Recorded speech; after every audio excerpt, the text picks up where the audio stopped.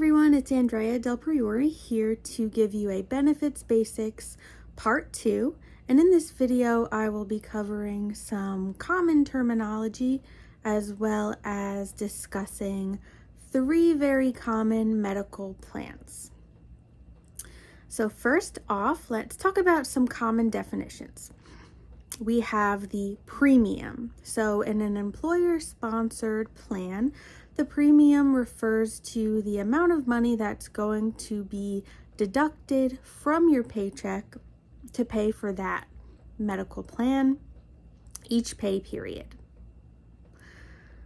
Then we have the deductible. This is the amount of money that you must pay before the insurance company is going to pay for a claim. Then we have the coinsurance. This is the percentage of costs that you pay for services after satisfying your deductible, after paying your deductible or meeting your deductible.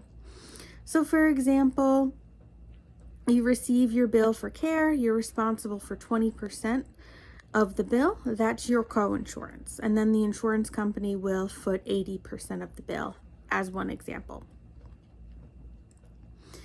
Copay. A copay is a fixed amount or a flat fee that you pay for covered services. And then the out-of-pocket max. This is the cap or the limit that you will pay for covered services in a plan year.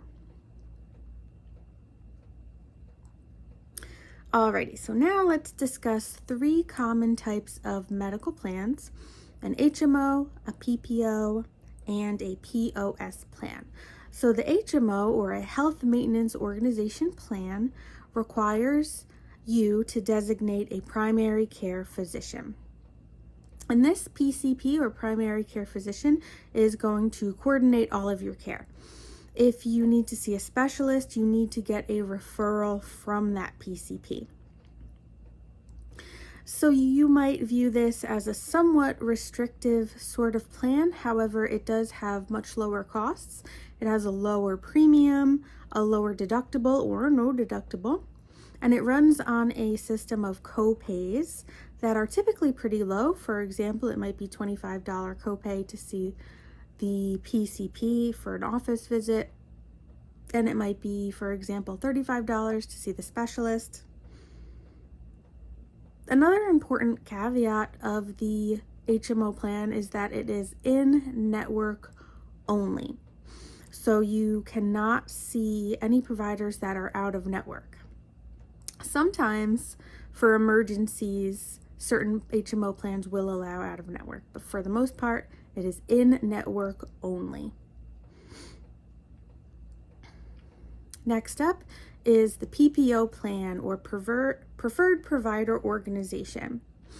With the PPO plan, you do have an out-of-network option, so you're more free to choose whatever provider you want to choose.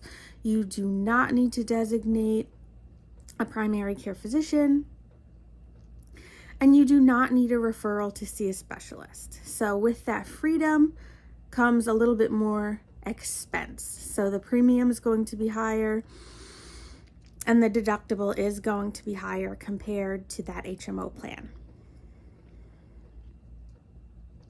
And last but not least, we have the POS, or Point of Service Plan, which is something like a hybrid between the HMO and PPO.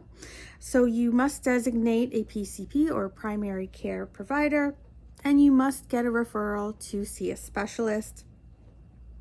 And you also have that out-of-network option. So keep in mind, with out-of-network, whenever you go out-of-network with any plan, it's always going to be more expensive than in-network.